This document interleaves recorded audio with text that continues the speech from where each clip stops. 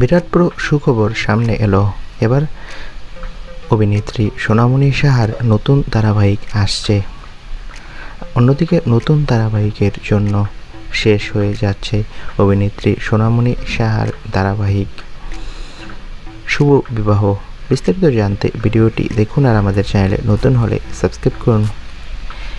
একদিকে নতুন মেগার জন্য বন্ধ হয়ে যেতে পারে সোনামণি সাহার নতুন ধারাবাহিক আসার কথাও শোনা গেল।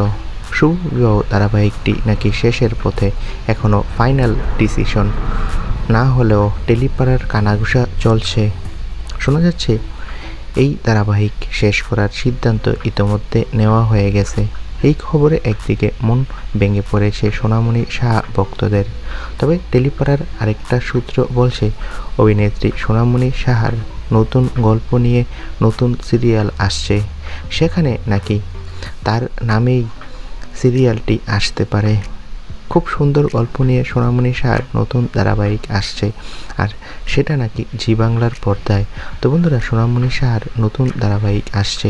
তোমরা কে কে খুশি কমেন্ট করে জানাও। ধন্যবাদ।